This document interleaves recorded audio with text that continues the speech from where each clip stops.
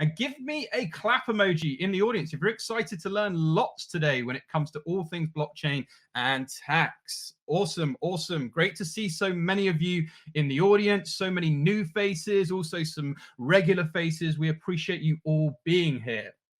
So first off, if you're tuning in from NFT NYC, which is the leading annual non-fungible token event, I hope you're having an absolute blast. And please feel free to share this with your friends and your community and try and get some of them to dive in. But let's get into it, folks. Do you know what most people miss when it comes to implementing blockchain into their work and their businesses? Are you aware of some of the world's biggest misconceptions about blockchain? And how can blockchain technology improve our tax systems? Plus, are blockchain transactions really taxable?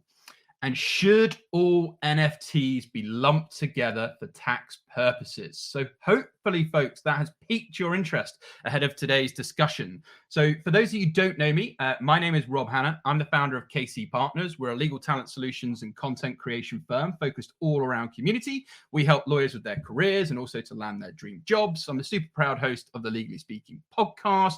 We were the first legal podcast in the world to be sponsored by a legal tech unicorn, Clio, and our Legally Speaking podcast will be the first show in the world to launch our legal creator coin, which is our social token designed to take our community on the fun and educational journey of Web 2 to Web 3, where we're going to be offering rewards and incentives to our members who are supporting us as we grow on this exciting journey. We have an interactive community chat on our Legally Speaking Discord. So if you're curious and want to know more, feel free to send me the word Discord and I can send you to the link, and you're most welcome to join us there. I'm also a speaker, host of the LinkedIn Audio Town Hall, yes, this feature, and also an investor in recruitment and legal tech startups. And aside from all that jazz, I'm a proud first-time father. I thoroughly enjoyed Father's Day yesterday over here in the UK, and parent to my miniature dachshund dog, Otto, both who feature on my LinkedIn posts from time to time.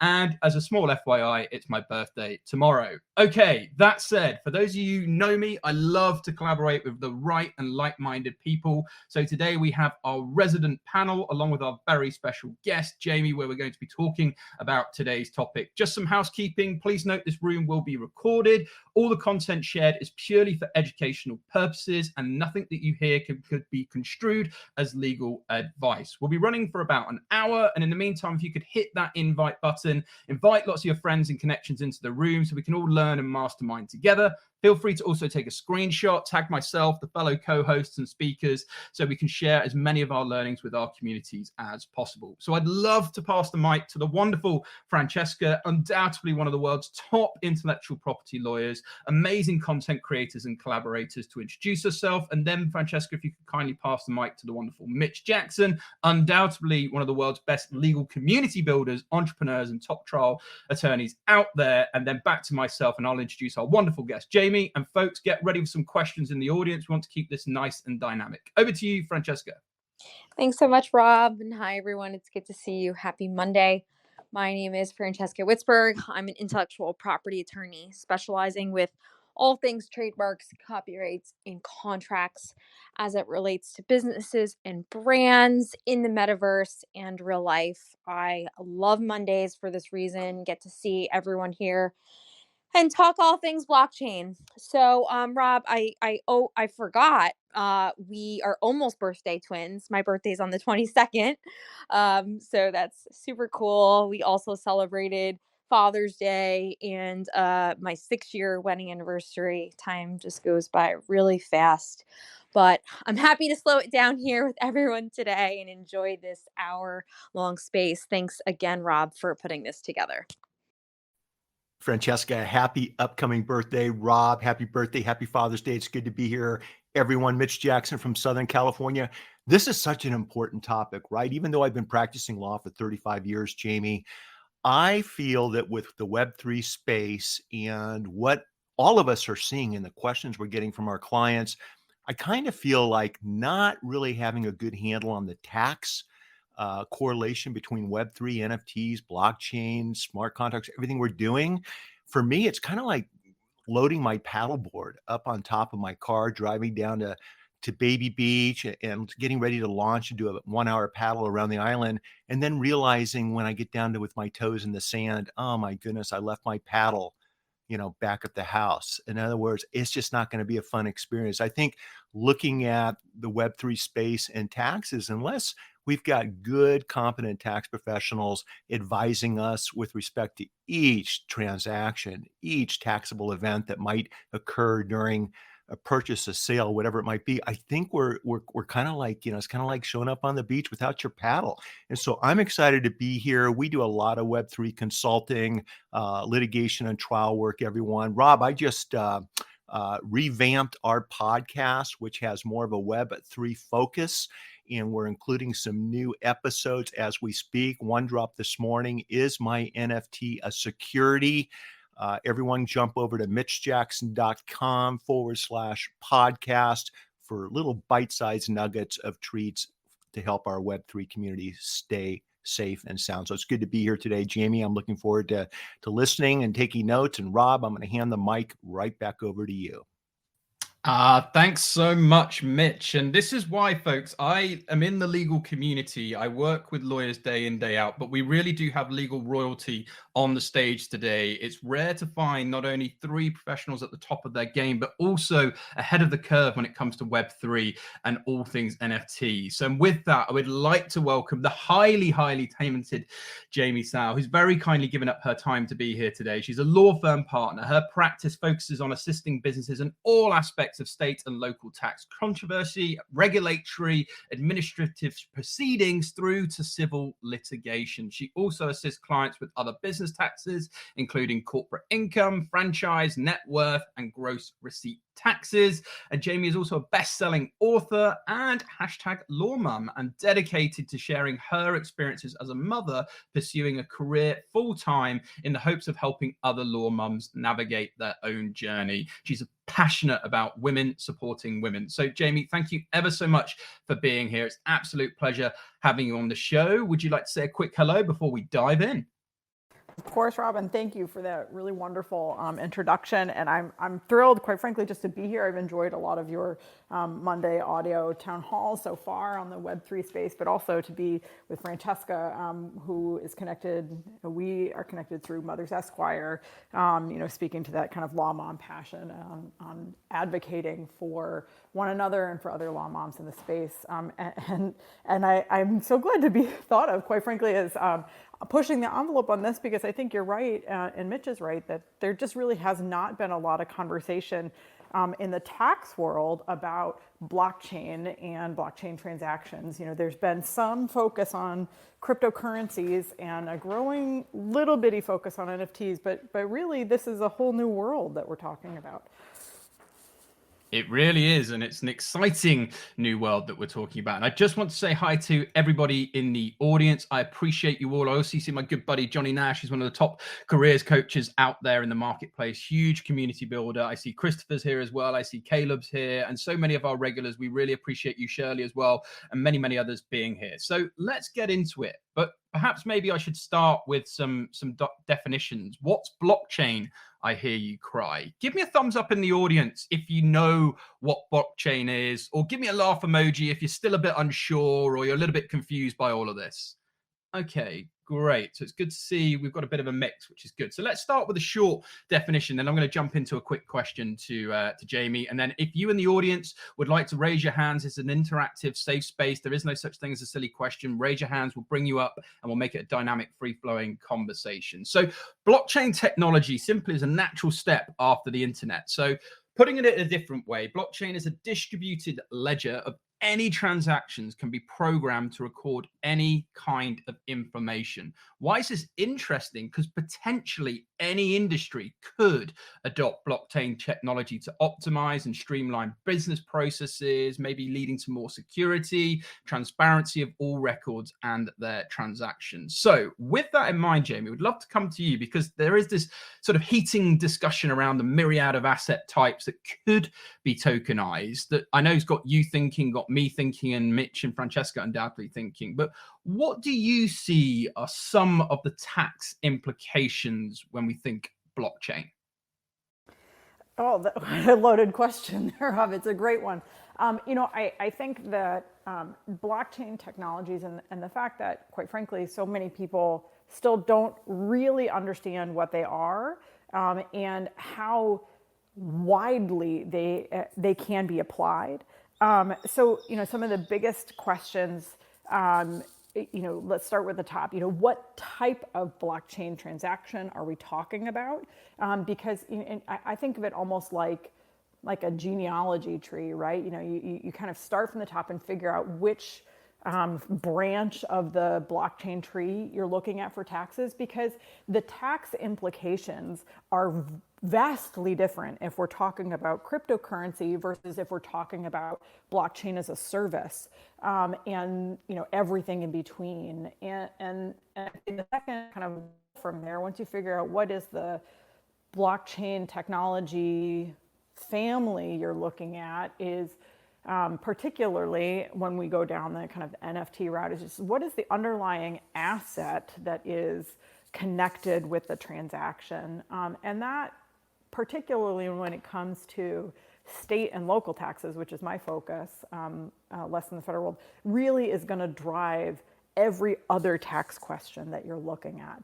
From is it taxable on the sales and use tax side, to how do you treat it and source it for income tax purposes, not just what is the gain that you're going to recognize out of a transaction, because of course there may be implications there, but are you required to pay and report income taxes to multiple different states? And where do you put kind of the geographic location of the transaction?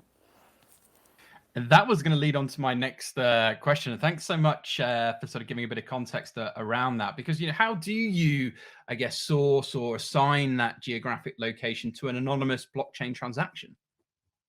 Yeah, I think there is no good answer, quite frankly, to that one.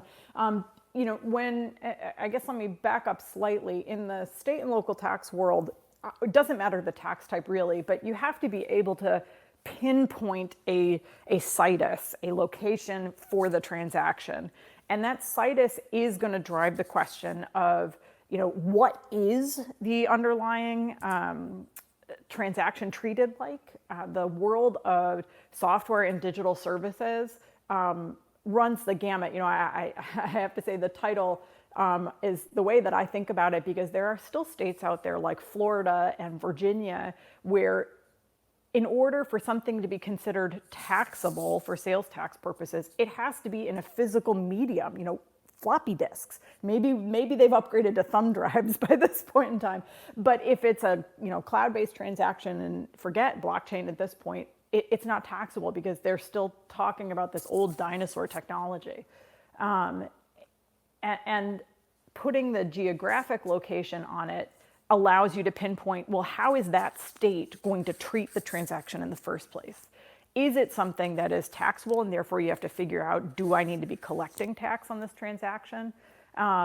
Or is this something where I need to figure out how to apportion, meaning how to divvy up my income among the states for income tax purposes? When you're talking about an anonymous, I guess I should put the kind of second step in there. In that tax world, once you assign the geographic location to it, or decide what it is it software? Is it a service? Is it an intangible? Is it a security? Then from there, the rules for how to source it change. When we're talking about a physical asset, it's easier to source and cite because there is some sort of, like location that's assigned to it. If we're talking about a piece of real estate, it's very easy to plot that on a map and figure out where it is. If we're talking about a service, this amorphous idea of where's the benefit of that service received. And the rules vary depending on how it's treated. When we're looking at anonymized transactions, where maybe what you're given is the kind of wallet ID, your kind of crypto wallet, and you can't put a geographic location, particularly on the purchaser. Where is the purchaser of the transaction located? Then, it kind of begs the question, well, what do you do with it? In the tax world, we don't really contemplate a lot of this idea of where, and partly that's because for federal purposes, doesn't really matter. at the end of the day. But the default then can only be, where is the seller located? And businesses who provide blockchain technologies as part of their underlying business model certainly know where they are. And I think that's the best you can do now until states really start to drill down, as we've seen in other digital areas, attempting to go by IP address or other proxies for a geographic location. Jamie, if I can jump in, this is such a fascinating conversation, and we could stay at the 30,000 foot level forever. I think for practical purposes, especially, helping creators figure out, what do I need to think about each and every day when it comes to, transactions on the blockchain, whether it's NFTs or something else, or even business owners and entrepreneurs. Can you talk to us a little bit about, if you're able to, the South Dakota I think it's called Wayfair case that gives the Supreme Court of the United States gave states rights to impose state income tax on internet transactions. I thought that was a huge case that really was underplayed over the last couple of years as far as people talking about it. And let's just take things to the next step. There's a purchase and a sale, a transaction that takes place on the blockchain. Let's just say it happens here in the United States. A lot of money is paid for a particular product or service, or benefit, whatever it may be. There's going to be a taxable event there. What do consumers need to think about between short and long-term capital gains, maybe to plan ahead a little bit to minimize their tax exposure when these transactions take place? I'll start with your first question, Mitch. That is a bit of an easier one for me to answer, in part because I was on the team that defended Wayfair at the Supreme Court. So that was our case. And speaking of birthdays, tomorrow is Wayfair's 4th birthday. So the Wayfair case really, it was a tectonic shift in the tax world. And it, as you said, Mitch, it opened the doors to allow states to say that even if you, the business, you, the seller of a transaction, are not physically located in South Dakota, let's just carry on with that example, you can nonetheless still be required to comply with the tax rules of that state, Wayfair in particular with sales taxes, based on your level of economic activity. Do you generate enough revenue from a transaction sourced to South Dakota? Again, that sourcing question. Or do you engage in a high enough volume of transactions that are sourced to South Dakota? And if the answer to either of those two questions is yes, then you can be compelled to comply with that state's tax obligations. The reason that Wayfair was such a significant shift is that, prior to that point, the seller had to be physically located in a state to be on the hook for collecting sales or use taxes. And with limited exception, generally had to be physically located in that state in order to be subject to other types of taxes if you are selling, particularly if you're selling product. Where we have started to see the shifting dynamic in the post-Wayfair world, because of course every single state that that enforces a sales or use tax has since adopted the kind of a Wayfair threshold, and that ranges from $100,000 or 200 transactions up to $500,000 depending on the state.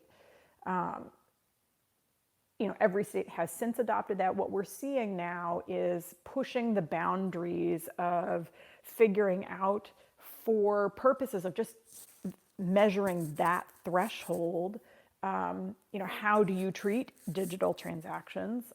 I see blockchain transactions as kind of the next level down the road from how states have looked at digital in general. When it comes to kind of planning for a transaction, I will say, Mitch, to kind of your question about capital gains, in the state and local tax world, very few states have come out conclusively on how to treat NFT or other blockchain transactions. The focus has largely been on cryptocurrency so far, and every state adopts the federal treatment. So cryptocurrency currently is still treated like an asset. So if you are holding that currency, for a period of less than 12 months, you're looking at a short-term capital gain. In most states, the short-term capital gain rate is a lot higher than the long-term capital gain rate. So that is, kind of the first planning question to think about is, how long have you held this particular asset from the point in time you acquire it to the point in time that you sell it, and is it more or less than 12 months? The other question, particularly for businesses who are in the blockchain world where they're, either they're selling, and let's just stick with one particular type, with NFTs right now. If you're selling NFTs, the question then I think really comes down to, in your state where you're located, how is that NFT treated? What is the underlying asset that's attached to the token? Is it a token that's being sold like an admissions ticket or an admissions pass to get you into, a particular club or a particular concert? Is it a piece of digital art, or is it an NFT that's attached to a piece of real estate? What is the underlying asset? Because that also is going to, I think, drive the question for how do you plan for it for state and local taxes. And yeah, I'm going to stop there and see if anybody has any questions, because I think I just unloaded a whole lot of information on two different spheres. Yeah, no, appreciate that. Such a great response. And just to sort of caveat, folks, just so you know, everything being shared today is purely for educational purposes. So nothing, it can be construed as legal advice. Just want to remind folks of that. And then would love to jump to Francesca. And then I just want to acknowledge Caleb and Theophilus and Ahmed on stage. We're coming to you after Francesca for your questions. So get ready. Over to you, Francesca. Jamie, that was such a great overview. It's with everything being online now and sales being online now, we're just wrapping our heads around, it seems like we're just wrapping our heads around the internet and how taxes apply. And now it's like, okay, there's this thing called the blockchain and Web3. So how do we figure that out? And what we've been speaking about all basically every Monday, there's a central theme, and it really is creative lawyering, smart lawyers being able to take the law as it stands today and apply it to these new emerging technologies. Yes, courts are starting to rule. We are going to see some interpretation, but in the meantime, it really is, it's why we're all here. It's why we're all learning and sharing ideas, is because a lot of this we will be, as attorneys and businessmen and women, we're going to be the ones shaping the laws basically and how it applies. So Jamie, thank you so much for that overview. I want to talk very quickly about some of the major IP issues as it relates to blockchain and Web3. And I try to keep it super simple. Here are three main IP points to consider. Number one, what names are you using? Because a lot of the times we are using names to tell people this is my good or service. And especially with NFTs or the names of software, or however we're using our brands or slogans or phrases, these could be considered trademarks. So treat them as such when in doubt. Run a proper trademark search and protect them if you want to protect them. There are different classes and different categories in the Web3 blockchain world. It's very complicated. We're still kind of hashing it out. So it's important that you work with an expert to get that right protection. Number two, copyrights. With software, with content, digital media, what can be protected with a copyright? Copyright is an amazing tool. It protects creative works like art. You can use copyright to protect source code of the software. There's all sorts of great ways to protect the business with copyrights. And then the last piece is a contract. Super general, but I want everyone to think two main things. One, who are you hiring and what kind of contract language do you need. It's very important when you work with independent contractors to get the right contract language down, because you may not own whatever software it is or um, whatever assets someone's creating for you. So definitely have the contract, and who are you selling things to? Who's using your goods or services? With software, it's very important to have some basic terms. And we've been talking about this in the Web3 world, that a lot of the ways that businesses are trying to create agreements between the users is with their terms of service or the NFT license that's posted online. So just because we're online now in Web3 with blockchain doesn't mean that those things go away. It's more important than ever because the government is starting to crack down. So those are my three main takeaways, and I'm happy to answer any other questions about IP stuff. Thank you so much, as always, Francesca. And folks, it's really important that you follow up with Jamie when it comes to all things tax in this space, with Francesca when it comes to all things IP, and Mitch is just an absolute guru from an entrepreneurial perspective, and also how to sort of get those businesses rocking and rolling with his Web3 consultancy. So please make sure you don't just follow them here, but follow on the DMs and follow them on all their other social media handles. So I would love to jump to Caleb now for your question. If you've got a question related to the topic for Jamie, dive in, and then we'll go Ahmed and then Theophilus for your questions. So Caleb, over to you. Hey, give me a second, sorry. Okay, we will come back to you. Ahmed, are you there? Do you have a question for Jamie? Yes, hi everyone. Thank you, Francesca. Thank you, Jamie. Thank you, Mitch, and thank you, Rob, for inviting me over here. Thank you, everyone, for making sure that I can join this conversation. It has truly been very interesting for a person like me who lives here in Pakistan, a so-called third world country, where we normally hear this concept of blockchain, normally for the students who are studying for computer sciences and everything. I see few youngsters also trying to present their final year project for blockchain purposes. However, my question will be for Mitch, Mr.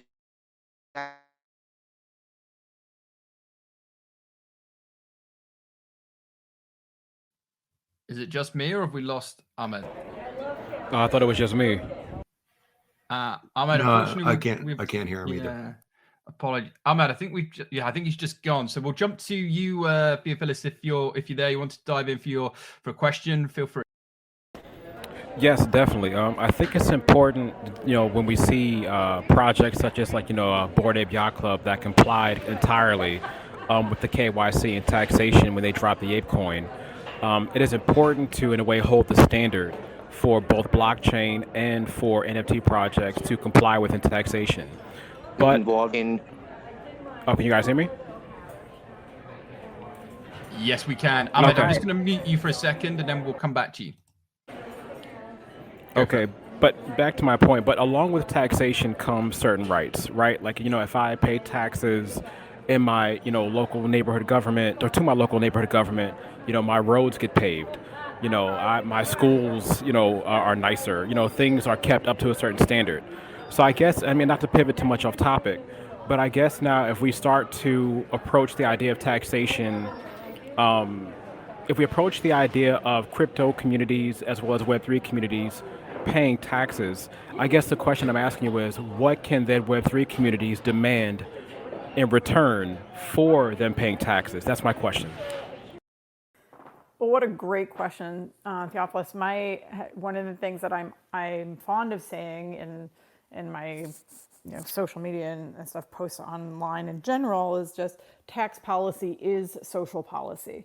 And I think you kind of hit the money on the head where, to the extent in which blockchain communities are contributing and speaking up more, you certainly have the platform and the voice to start to demand and maybe even expect the type of technological infrastructure that may be necessary to support a robust blockchain community to be developed. The only state that is really doing a lot of that right now is Wyoming, but and a bit in Texas, where they have kind of the old, we'll call them oil mines turned crypto mines. That type of infrastructure is something that you can certainly start to ask for, and even be on the kind of forefront in working with regulators on how to properly regulate a community. I think that it's the ultimate irony, if you will, kind of a decentralized platform coming into the regulated world. But in my experience, particularly with taxes, you really see the complete inexperience a lot of tax regulators and tax policymakers have with what they're trying to tax. And that comes out in how they set their policies. For instance, we recently had a development in Colorado where the state announced a new fee that was going to be applying to retailers, and gave retailers about a month to comply. And that particular fee required complete overhaul of all of the retailers' internal computer and IT infrastructure systems, something that could not get done in that time frame, as just one example. So, where you are participating in that part of community, you certainly have a platform and a voice to speak to identify best practices for creating good tax policy, and certainly identifying the type of infrastructure or other community needs that can be served by the type of revenue raised that from blockchain and other crypto communities. Oh, I love that. And Phyllis, did you want to say anything back to that before we jump back to Caleb? Is there any thoughts or comments back you'd like to ask Jamie, or a follow-up question? Well, the main thought is that I think there's a newness to this that people don't fully understand within Web3, nor do I think we fully understand the idea of cryptocurrency being an asset. It's not exactly an appreciating asset, nor is it exactly a producing asset, which are the two assets we're most familiar with. Assets like gold and assets like a farm. We're more used to those types of assets, where we're not exactly used to the ebb and flow of a digital currency based within a digital world, based within, in a way, digital experiences that link together different aspects of different communities, right? The closest example I would have is something like the euro, where the euro brought together different European countries under one umbrella and one niche and one mindset, to then also justify the increase in the unification of them, which is represented through the euro, the euro dollar.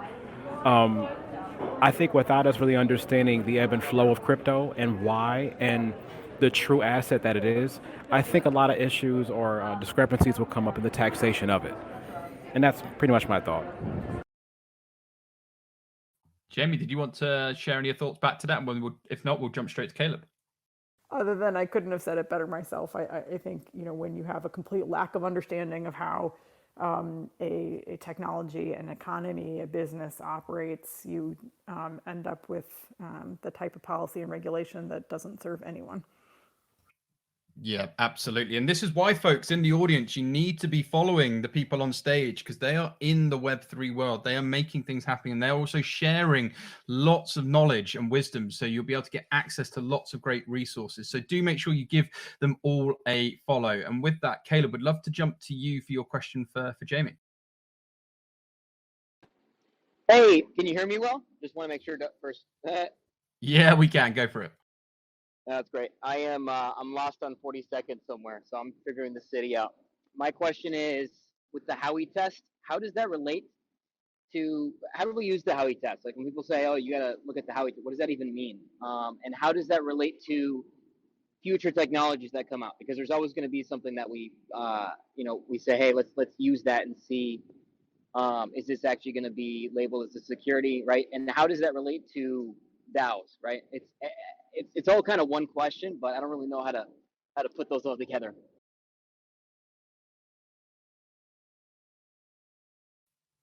I can jump in, but I'd prefer to have Jamie, our guest, answer any questions first, if you're up for it, Jamie. No, go right ahead, Mitch. Because I think the states just haven't adopted it at all yet, or have issued any guidance. So I'll defer to you, and then I'll fill in afterwards. I was just going to say, Caleb, great question. That's what my podcast episode was all about this morning. Is your NFT a security? And I go through the 4 steps found in the Howey test. So it's over at mitchjackson.com/podcast. Full and complete answer to your question in less than 5 minutes. And I invite everyone to jump over and I can dive into it now, but I don't want to get too sidetracked. Theopolis, real quick. The Biden executive order that went out in March, Ira Rothkin and Ira is one of the OGs, I think, in the digital space when it comes to lawyers. We talked about that. And we talked about how both sides of the aisle are primarily looking at it from a favorable point of view, where what he did is the administration's reaching out to all the federal agencies and saying, listen, this is something that's happening right now. And whether we like it or not, most of us do, we need to wrap our arms around what's going to happen next. So he reached out to all of the major agencies in the country and said, give us your feedback on what we need to pay attention to when it comes to, let's just call everything we've been talking about digital assets, whether it's taxing, whether it's regulation, whatever it might be, quantifying or qualifying them as securities, and get back to me in 12 months, 15 months, 18 months, and let's work together to come up with solutions. So that's a good place to start, I think, at the federal level, is check out that executive order. And then, as Jamie was mentioning early, when it comes to, how are tax dollars being allocated once they're received by both the state and the Fed, that comes down to consumer participation. That comes down to, who we're voting into office and which legislators are up to speed on what's happening and what our local, national, and frankly, global needs are when it comes to making the world a better place. It's super complicated, as you can imagine. And I'll just leave it at that. But I would go back and really check out that EO and take a good look at all of the different guidelines set forth.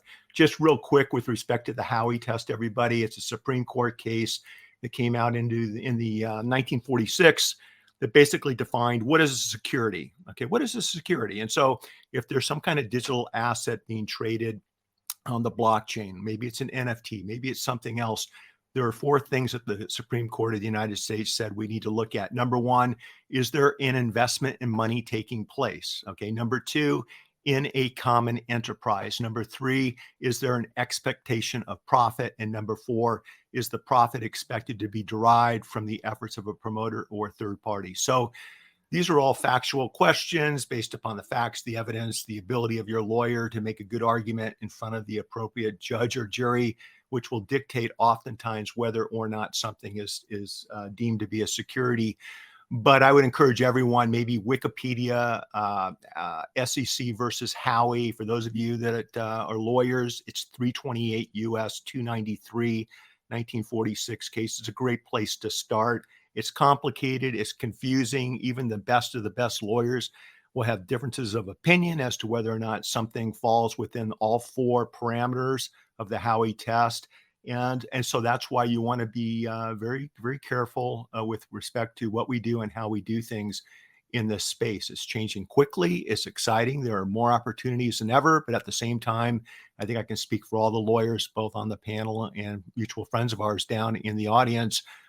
There's also a lot of landmines out there that we need to be very careful with so that we don't, inadvertently put our big toe, in the wrong place. And just to follow up on that point, if and when you have reached the conclusion, again, with your advisors, and if any other states kind of issue guidance to move you further along that decision making of whether the underlying transaction that you're dealing with is a security or is not, here's where the state and local tax implication comes in from that, particularly for businesses. I talk about this idea, and I think I mentioned it briefly, of apportionment, that this is the idea of how do you divvy up the revenue of a business among the states. And apportionment gives you that kind of, all right, well, how much of a percent do I give to Massachusetts and how much of a percent do I give to Maine? Securities are treated like intangibles for purposes of apportionment. And the apportionment rules for intangibles will then guide you on determining which state you, again, bringing up that idea of sourcing, which state do you source the revenue from that securities transaction? And what revenue do you include in that apportionment calculation to figure out, how much of your revenue do you need to treat as taxable in the states that you're doing business in? And this assumes you are, as a business, operating in more than one state, and that's a big question, again, with this idea of an anonymized world. How do you even figure out, do you have an obligation in someplace other than your home base state? But kind of tying it back to the Howey test, once you have determined, is this or is this not a security, you then apply that idea to the apportionment rules and figure out, well, am I going to treat this like an intangible because it's a security, or am I going to treat this like a service or some other, maybe even, it might even be treated like tangible personal property, because software is often treated that way for purposes of apportionment, and apply the rules accordingly. And, before we bounce to the next topic, what's interesting is I had a DM from a friend of mine that's listening. It's the confusion of a creator, a confusion of a customer, a client, the consumer, as to what the tax implications may or may not be. That's not a defense for not paying taxes. That's not a defense for defending yourself in the tax courts, okay, or with the IRS. And what I mean by that is, and I'm glad this friend of mine pointed this out, is because it's incumbent upon people doing business on the blockchain, companies doing business on the blockchain, to ascertain what their legal requirements are. In this case, we're talking about taxes today at the state and federal level. It's incumbent upon the blockchain users to figure this out. It's not incumbent upon the government to have a class to teach you what you do or don't need to know. And so we need to, and I don't want to be abrupt with anyone, but a lot of us need to grow up a little bit. And when we're dealing with some of the transactions that we have here on these spaces, there's a lot of zeros involved. And as Theopolis was mentioning earlier, so there are some platforms and NFT drops that have really gotten their act together, crossed their T's and dotted their I's, and are doing things the right way, but a majority aren't. And not knowing the law or mistake of law is not an excuse in a court of law. So we need to be very careful about these things.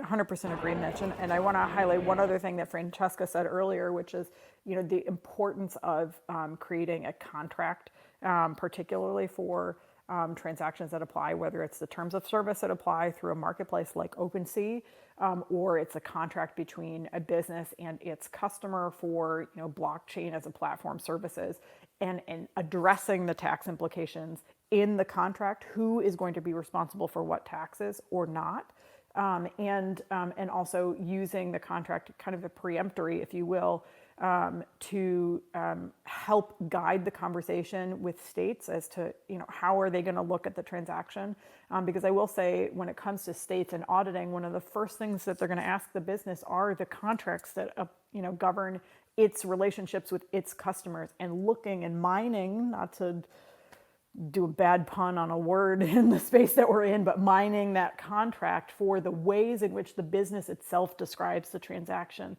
as a way to help guide how the state will look at, is this software, is this a service, is this data processing, is this an intangible asset, and from there.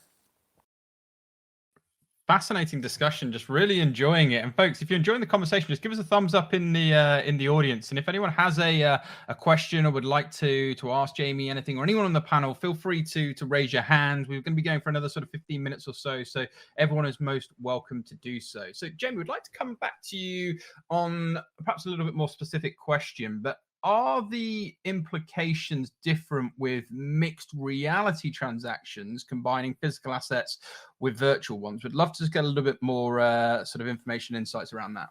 Oh, I love that question, Robin, because I will say that idea of the kind of mixed reality space is what first piqued my interest in the tax implications of blockchain. And I'll say, in particular, it was watching the Dolce & Gabbana couture show from fall of 2021, where it was this combination of digital, virtual couture jewelry pieces and garments with actual physical garments together. In the tax world, particularly state and local, there's this concept called a bundled transaction.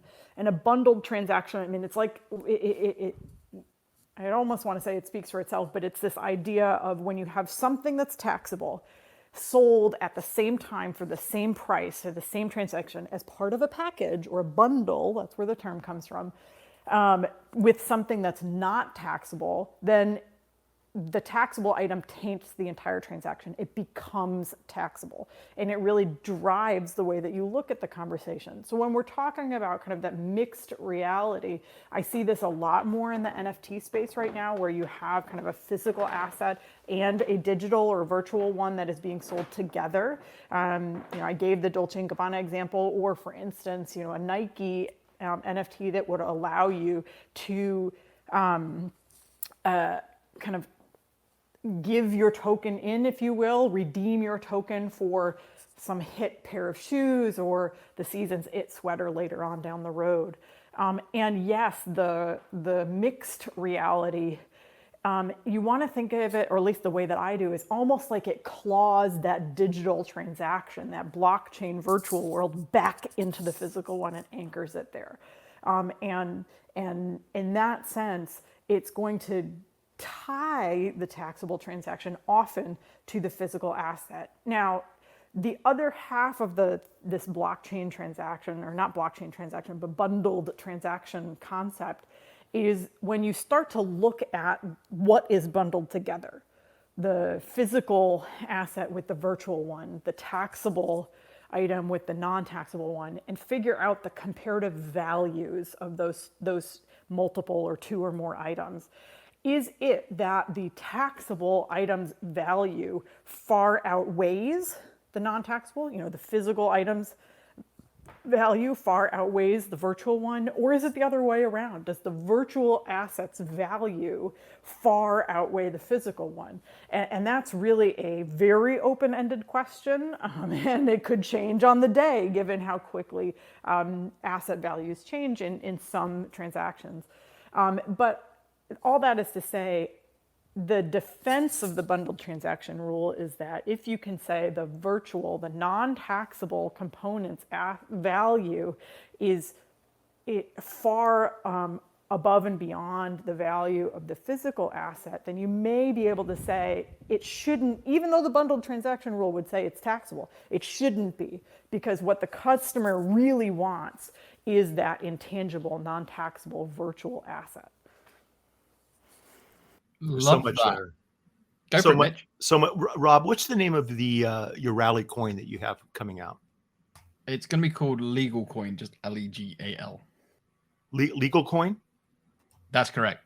So, Jamie, just for our listeners, putting this into perspective on an everyday basis, because frankly, a lot of the things that you mentioned, I'm just not smart enough to really appreciate some of the concepts you're talking about. That's why I didn't become a tax lawyer. But if Rob was rolling out his coin and together they are putting on a concert here in California, maybe like Coachella, for example, a music festival, and they're using blockchain technology, in this case, NFTs or creative, digital coins to help, sell tickets and to unlock backstage access, maybe discounts on future events. You got people from coming, let's just say just around the country rather than around the world to keep it simple. You've got Rob airdropping, NFTs or coins to friends to give them, guest passes or to help promote the event. I think in what I've just described, there are so many different potential taxable events in just the short 60 seconds business scenario that I've talked about. Can you share with us a little bit about what we need to pay attention to when we're using cryptocurrency to purchase a digital asset like an NFT? Is that a taxable? May it be a taxable event? If we airdrop somebody an NFT, are there tax consequences at the federal and state levels with respect to that? If someone's, if Rob's getting consideration or value in exchange for distributing these coins to put people into his music festival, what are some of the everyday tax consequences with those types of transactions, which is what I see people doing right now in 2022 in this Web3 space? such a great question. The first one that jumped out at the top of my head, you said, the example is that the NFT is being issued and used as a way of a ticket for a concert. So that right there, that part of it is its own tax question. And in my mind, that raises the question of, all right, are admissions tickets taxable in the location where the concert venue is going to be? Is that something where LA or San Francisco or wherever it is, in California, does that city impose an admissions tax? And if that city does, then it's highly likely that the sale of an NFT that is being used as an admissions ticket is going to trigger that city or that state or that location's admissions tax. It's also possible if you're issuing the NFT kind of like a, let's say, if I heard you correctly, so access to future discounts. It depends on kind of what the future discount is going to be. Is it discounted future admissions tickets?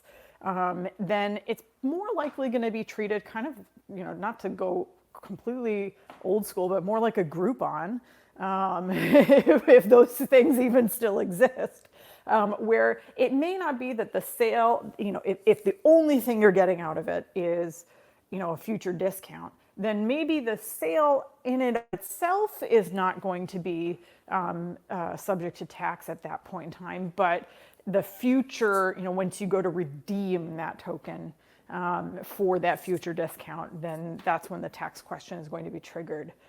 You mentioned something else, Mitch, which is giving away NFTs and giving away tokens to others to kind of act as promotional currency, if you will, to kind of drive awareness around an asset or a podcast or a concert or whatever that is. Many states have this rule where if you're giving away something for promotional purposes, then it could be that the promoter, the giver, Rob, in your example, himself may have use tax obligations, meaning that, if what it is, again, it's kind of driven by that underlying asset, the concert ticket.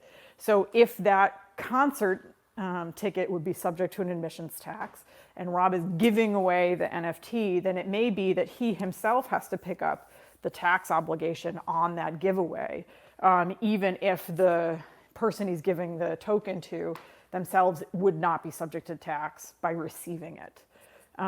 So, those are kind of to pick up on the three things that jumped out at me initially, and not to monopolize the conversation, but just little things from those transactions that jump out as tax potential landmines or hidden traps for people who have not spoken to a tax professional and talked to their attorneys and their accountants to figure out just, all right, what are the different aspects of this one transaction that we're talking about that could trap me with a tax obligation.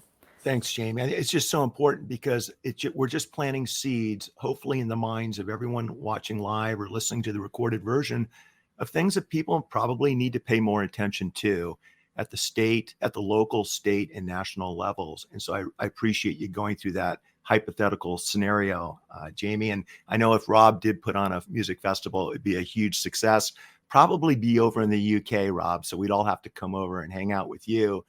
I'll babysit your dog. I'll babysit your new son while you go and enjoy the concert. All right.